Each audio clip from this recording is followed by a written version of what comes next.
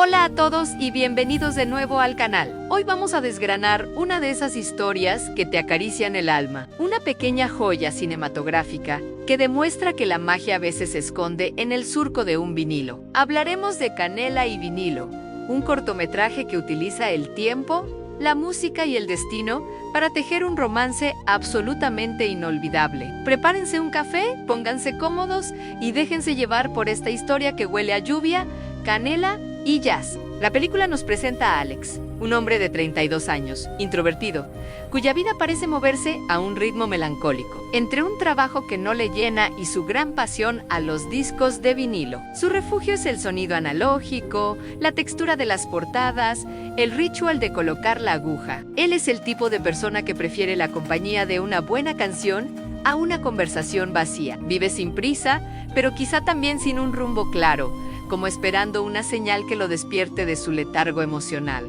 Al otro lado de la ciudad, o quizás solo a unas calles de distancia, vive Clara. Ella tiene 28 años y es ilustradora. A diferencia de Alex, es un torbellino de creatividad, algo caótica, sensible. Su espacio de trabajo es un reflejo de su mente, lleno de bocetos, plantas y recuerdos. Clara siente una nostalgia constante, una especie de anhelo por algo que no sabe nombrar, y está en una búsqueda perpetua de inspiración para su arte. El destino, o como quieran llamarlo, pone en marcha su plan en un día de lluvia. La película arranca con una cámara que nos introduce en Canela Records, una tienda de discos de las de antes. Las gotas resbalan por el escaparate, y al abrir la puerta, el sonido de la calle se mezcla con el jazz cálido que suena dentro. Es aquí donde encontramos a Alex, pasando los dedos por los lomos de los vinilos. El sonido de las fundas de cartón, su respiración tranquila, todo nos sumerge en su mundo. De repente, sus manos se detienen en un disco. Es un álbum de una cantante de jazz llamada Clara Morales. Pero lo que le llama la atención es una dedicatoria escrita a mano en la contraportada. Dicen para Alex, para que nunca dejes de escuchar. Para que nunca dejes de escuchar. Clara Morales. 1995. Lo increíble es la fecha de la firma, 1995. Alex nació en 1991. En 1995 apenas tenía 4 años.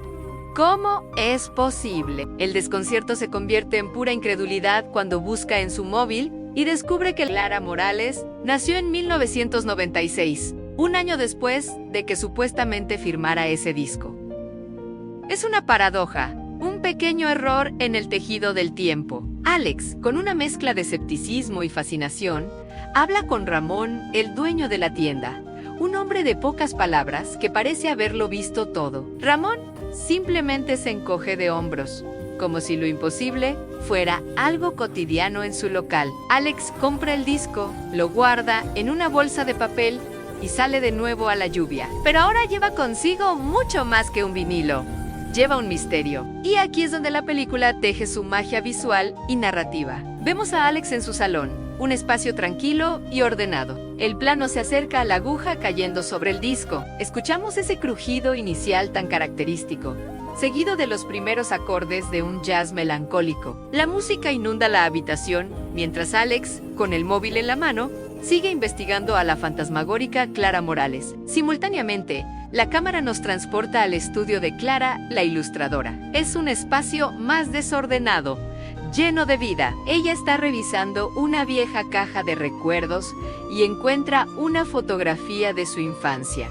En la foto, se ve a sí misma de niña y en una estantería al fondo se distingue perfectamente el mismo vinilo que Alex acaba de comprar. Clara no recuerda haber visto ese disco en su vida. La misma sensación de extrañeza que sintió Alex la invade a ella.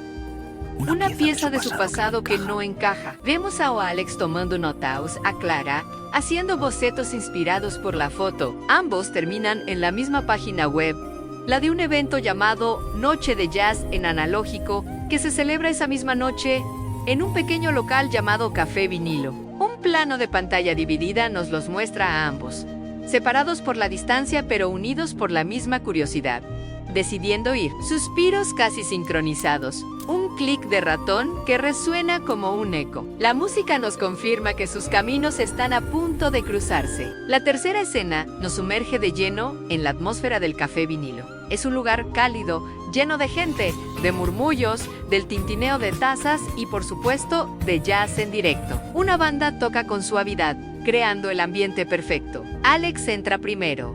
Sacudiéndose la lluvia, la música lo envuelve. Poco después, entra Clara, y la cámara la sigue mientras saluda a alguien y busca un sitio.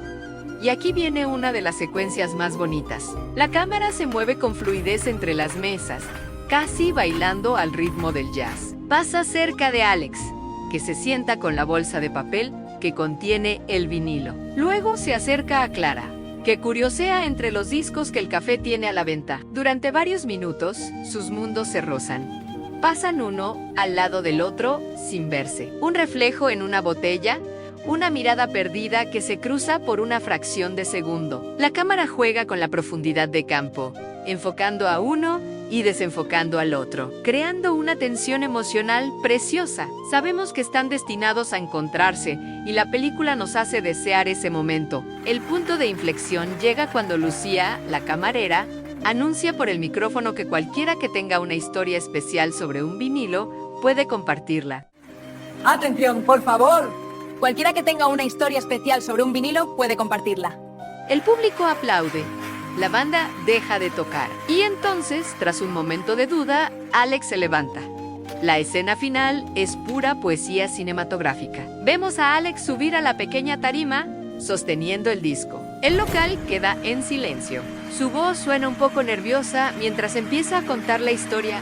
Hace unos días encontré un vinilo con una dedicatoria imposible, firmada por una cantante, un año antes de que ella naciera. Esa dedicatoria era para mí. Yo entonces solo tenía 4 años y era 1995. Y entonces pronuncia el nombre. El nombre de la cantante es Clara Morales. Al otro lado de la sala, Clara, la ilustradora, escucha su propio nombre. Su expresión cambia por completo. El desconcierto da paso a la revelación. La cámara se enfoca en ella. La música extradiegética subraya la emoción del momento. Todo el ruido del bar parece desaparecer y solo queda la conexión que se acaba de crear. Sin pensarlo 2 veces, Clara se levanta y camina a través del público hacia la tarima.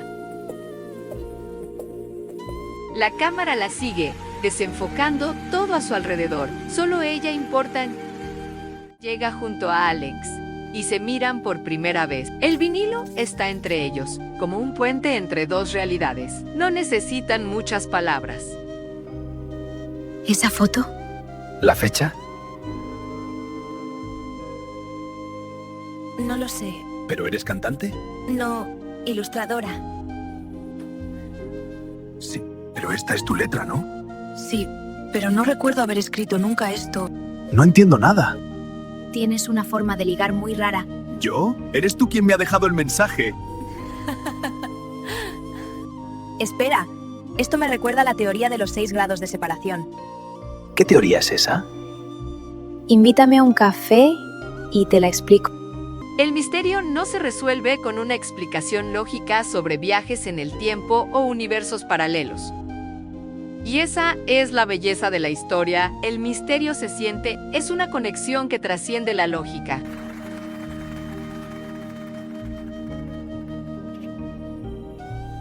La camarera, con una sonrisa cómplice, pone el vinilo en el tocadiscos, la aguja cae, y la canción que los ha estado esperando desde siempre empieza a sonar. La cámara los encuadra a los 2 juntos, en un plano íntimo y cálido. Mientras escuchan, el plano final nos aleja, saliendo del café hacia la calle lluviosa.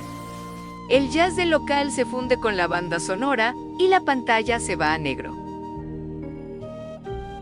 Canela y vinilo es una historia sobre cómo las pequeñas anomalías de la vida, esas cosas que no tienen explicación, pueden ser en realidad invitaciones del destino. Es un recordatorio de que en un mundo tan digital y acelerado, todavía hay magia en lo analógico, en lo tangible, en una canción que parece haber sido escrita solo para ti. Nos enseña que las mejores historias no son las que se entienden, sino las que se sienten. Si les gustan este tipo de historias que mezclan romance, misterio y buena música, déjenme un comentario y cuéntenme qué les ha parecido la premisa. No olviden darle a like, suscribirse y activar la campanita para no perderse ningún video. Muchas gracias por acompañarme y nos vemos en el próximo. Vamos, cariño, que aún quedan platos en la mesa.